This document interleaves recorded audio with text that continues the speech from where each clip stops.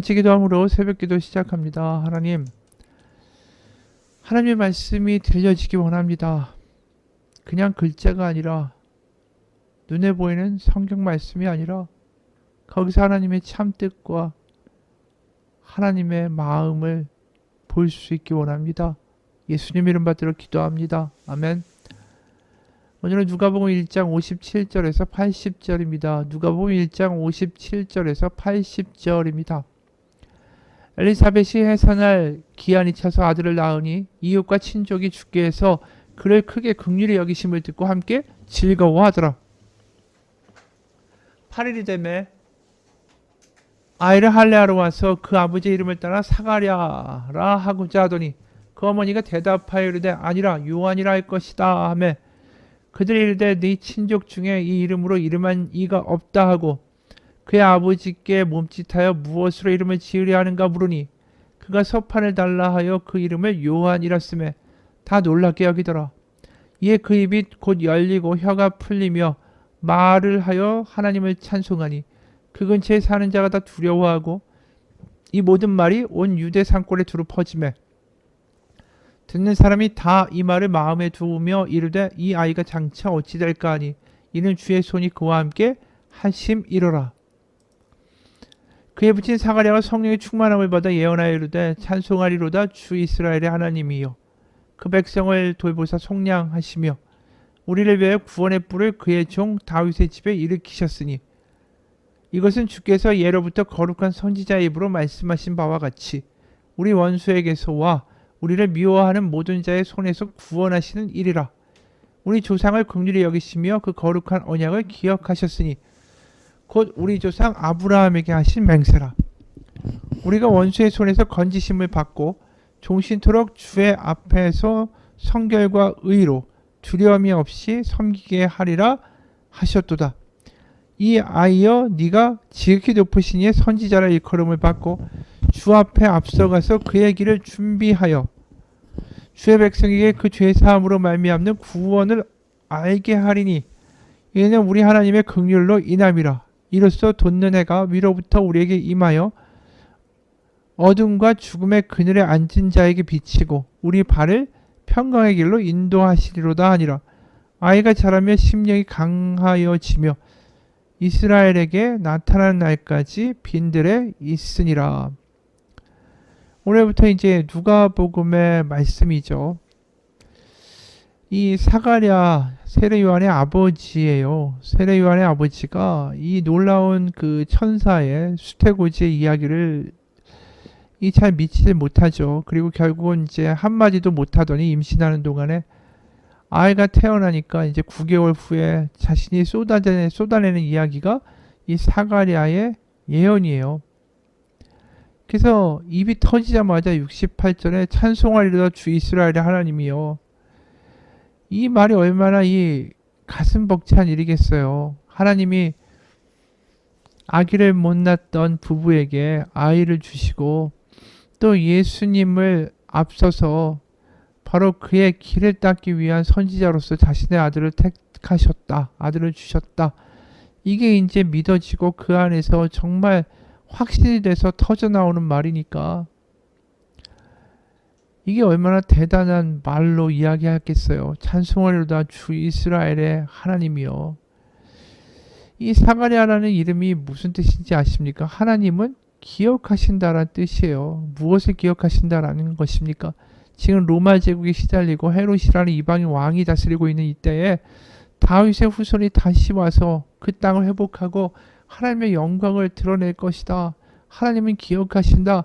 그게 사가랴의 이름이었는데 사실 사가랴가 그걸 잘 몰랐죠. 하지만 이제 그 거의 9개월 동안 아이를 기다리는 동안 입을 다물고 있다가 드디어 깨달은 거죠.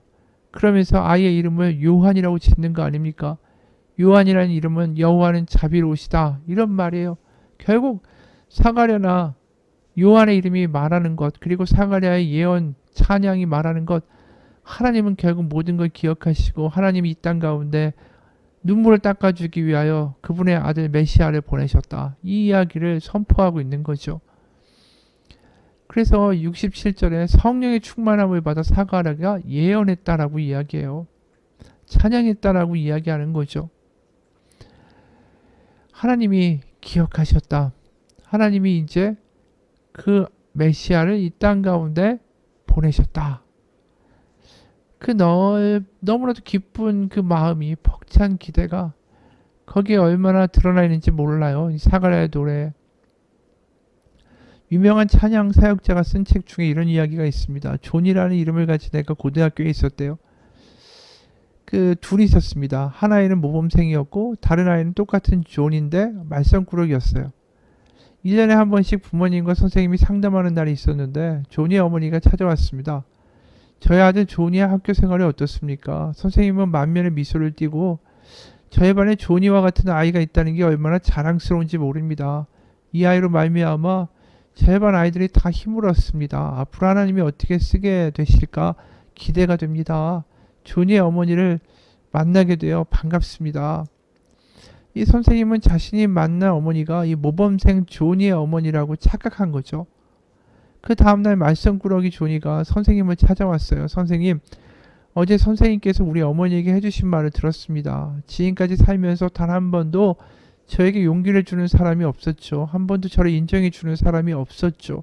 선생님께서 저를 이렇게 인정해 주시니까 선생님의 기대를 실망시키지 않겠습니다. 존이는 그날 평생 처음으로 숙제를 해왔고 3개월 동안 열심히 공부했고 그러면서 전교에서 성적이 가장 많이 향상된 학생으로 상을 받게 됐어요. 6개월 만에 반에서 3등 안에 들게 됐습니다. 결국 이 아이가 나를 기대하는 사람이 있구나. 나를 기억하는 사람이 있구나. 나의 존재를 소중히 여겨주는 사람이 있구나.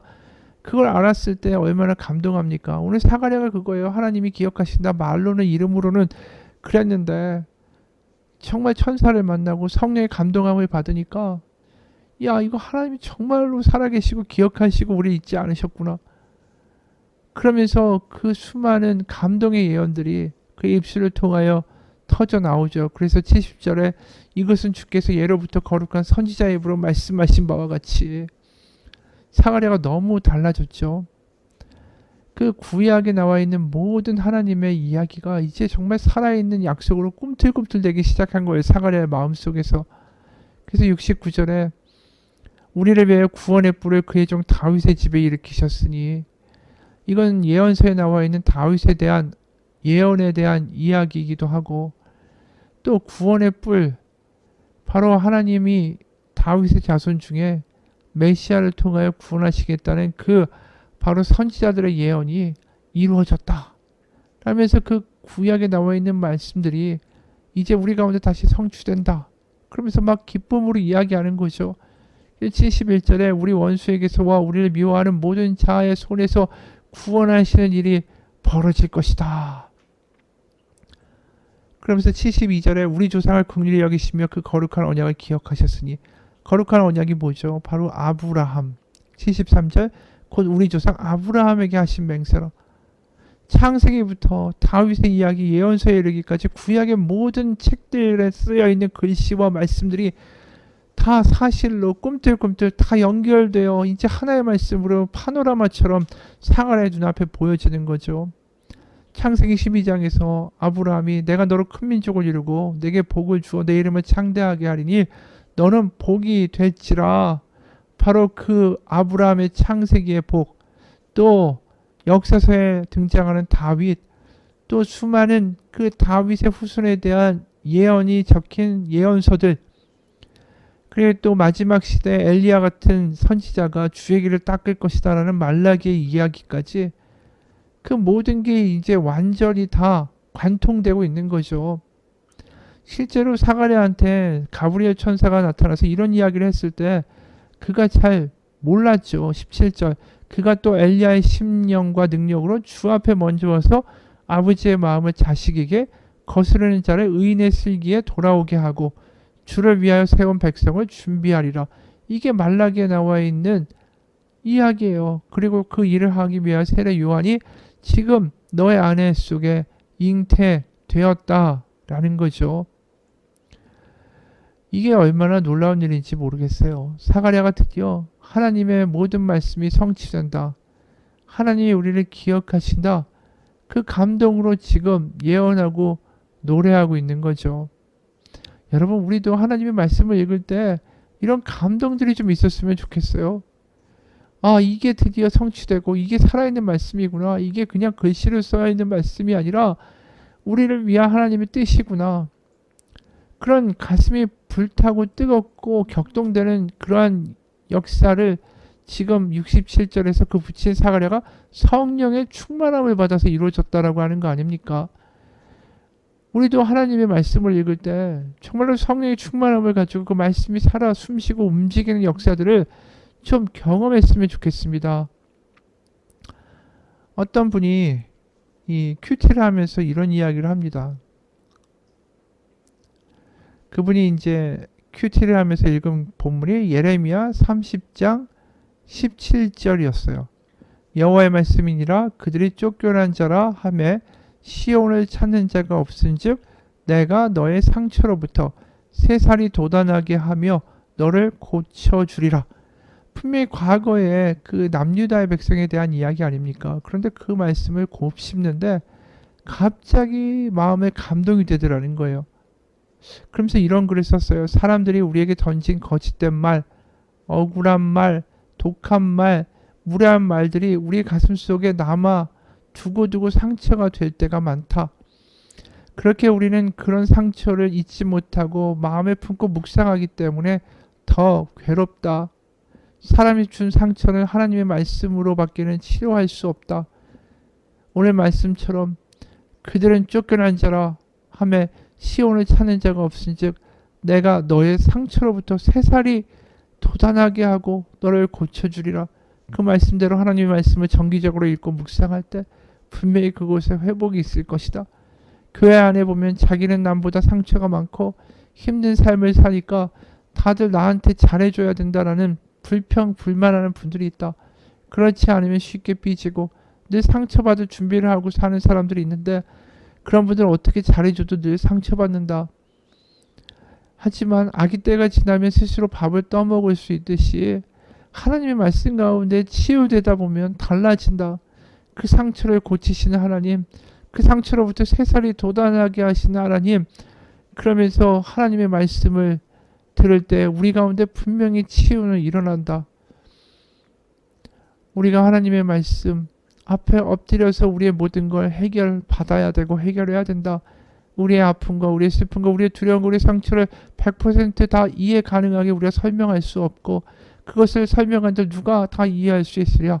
오직 하나님 뿐이다. 그래서 우리는 성령의 비추심으로 말씀을 깨닫고 거기서 나의 껍질을 깨고 더 성장하며 나와야 한다. 이분의 이야기가 바로 우리가 말씀을 읽는 이유가 아닌가 싶어요. 우리가 하나님의 말씀을 읽으면서 성령의 감동이 있을 때 그 말씀이 우리 영혼과 골수를 쪼개면서 우리를 다르게 살아갈 수 있는 능력이 될 수 있습니다. 오늘 사가랴가 정말 제사장이지만 믿음이 없었고 그냥 뭐 하나님이 어떻게 하실까 하루하루 늙어가고 있었던 노인 아니었습니까? 그가 격동하면서 감동하면서 이렇게 외치는 이러한 모습이 부럽지 않습니까? 하나님 때문에 하나님 말씀 때문에 하나님의 말씀이 우리 가운데 말씀하시는 것 같아서 가슴이 뛰는 거 이런 경험들을 우리는 언제 해보셨습니까? 하나님 말씀이 그러기 때문에 꿀성이어갖고 내 발에 든 것 같다라는 고백을 할 수 있었던 때가 언제였습니까? 하나님의 말씀이 너무나도 감격입니다. 하나님 저 이거 붙들고 오늘 살 수 있어요. 이렇게 말할 수 있는 믿음으로 살았던 때가 언제입니까? 여러분 우리가 부모가 무슨 말을 할 때 아이가 그 말을 듣고 새기고 기뻐하고 기억하고 살아갈 때 와, 이 아이가 내 말을 귀히 여겨주는구나. 그리고 이 말을 듣고 정말 잘 살아가고 있구나. 그게 이 부모에게는 얼마나 기특하고 고마운 일입니까? 하나님도 마찬가지입니다. 하나님이 하신 말씀을 소중히 여기고 그것이 감동이 되고 그것 때문에 즐겁고 울고 찬양하고 그럴 수 있다면 그것만으로도 하나님 우리 가운데 은혜를 주실 수밖에 없다라는 거죠. 어떻게 그 말씀 붙들고 아버지를 기뻐하는 자식을 외면하시겠어요? 어느 목사님이 아내를 이해할 수 없습니다 라는 글을 올렸더라고요. 이게 무슨 이야기인가? 내용이래요. 큰아들이 미국으로 공부하러 갔습니다. 아이에겐 복이죠. 더 넓은 세계를 경험할 수 있는 기회를 갖게 된 거니까요. 그런데 아이를 피난이라도 보낸 건지 아내가 참 많이도 웁니다. 집에 나가 있는 저와 전화통화를 하다가도 통곡을 합니다. 그게 왜 울 일인지, 하나님 은혜로 돈도 없는 우리 가정에서 유학 갈 수 있었던 게 기적 아닌가? 저로서는 이해도 가지 않습니다. 근데도 아내는 큰아들을 너무나 보고 싶어 했죠.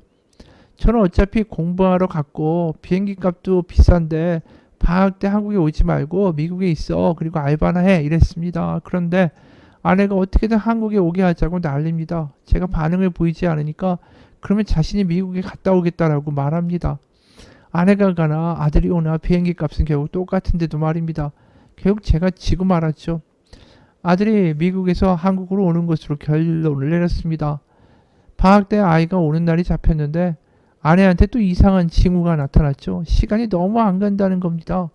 저는 바쁜 일정으로 인해서 한 달이 쑥 지나가 버리는데 아내한테는 하루하루가 어지간히 안 가는 모양입니다. 드디어 아들이 귀국하는 날이 왔죠. 목요일이고 다행히 제가 시간이 돼서 같이 가기로 했습니다.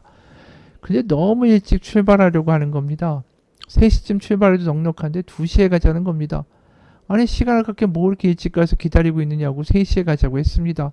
그러자 아내는 설득합니다. 가서 기다리면 되지 않냐고. 결국 아내 등산에 2시 반에 출발을 했습니다. 아니나 다를까 가서 한참을 기다렸죠. 저는 그동안 성경을 들었습니다. 드디어 아들이 입국장에서 나왔죠. 갔을 때보다 살이 많이 빠져 있었습니다. 장시간 비행기 타고 오느라 힘들었을 거고 또 오기 전에 기말고사 치르느라 피곤했을 거고 또 알바도 하고 음식도 입에 맞지 않으니 충분히 그럴 수가 있었겠죠. 문제는 아내가 그런 아들을 보고 안쓰러워서 어쩔 줄을 모른다라는 겁니다. 그토록 기다리던 아들이 미국에서 한국으로 왔는데 좋아하는 게 아니라 속상해하는 겁니다. 저녁에 같이 누워있는데 아내가 말합니다. 웁니다. 말라서 돌아온 아들의 모습에 눈물샘이 터진 거죠. 아내가 그럴 때는 달래주어야 한다고 생각하면서도 달래주기보다는 한마디 했습니다. 어지간히 해라. 저는 제가 엄마가 아닌 아빠인 게 감사합니다. 아내처럼 하라면 저 못합니다. 가뜩이나 아들 위해서라면 피곤하고 힘들어도 내색 한 번 안 하고 시간과 에너지를 쏟는 아내인데 어떻게 저렇게 감정적으로도 힘들어 할까요? 이 엄마의 모습을 보면서 이 목사님이 참 깨달은 게 하나 있다라는 거죠. 아내가 저런 모습이 하나님 마음이 아닐까. 자식이 미국에서 온다고 그렇게 목 베고 기다리고 또 살 빠졌다고 그렇게 안쓰러워서 우는데 우리가 하나님의 품으로 달려갈 때 하나님 아버지의 집으로 탕자가 돌아갈 때 하나님 얼마나 기뻐하시겠어요. 그동안 기다리던 그 자식이 돌아왔을 때 탕자가 돌아왔을 때 기뻐하는 아버지의 모습처럼 아들이 돌아왔다고 그렇게 좋아하는 엄마의 모습 가운데 이 목사님은 하나님의 모습을 비추어 보았다라는 거죠. 여러분 우리가 하나님의 말씀을 붙들고 버티다 보면 하나님은 그런 자식이 너무 안타깝고 너무 사랑스럽고 어떻게든 복 주려고 하실 겁니다. 우리가 하나님께 사랑받는 자식으로 살았으면 좋겠습니다. 같이 기도하겠습니다. 하나님, 하나님의 말씀을 보고 감동하고 기뻐하고 찬양할 수 있는 믿음이 되기 원합니다. 사가랴가 성령 충만하여 그 말씀 가운데 구약의 말씀들이 다 살아 숨쉬는 말씀으로 살아있는 글자들로 보이기 시작했을 때 그는 너무나도 담대하게 선포하고 찬양할 수밖에 없었습니다. 우리도 말씀 가운데 우리를 사랑하시는 하나님의 그 사랑, 지금도 우리를 극히 바라보시는 하나님의 눈길을 느끼고 체험하고 기뻐하고 감격하고 그래서 하나님의 입술에서 나온 그 말씀 가운데 오늘도 능력 있게 살아가는 자녀로서 살아가게 하여 주옵소서. 예수님 이름 받들어 기도합니다. 아멘.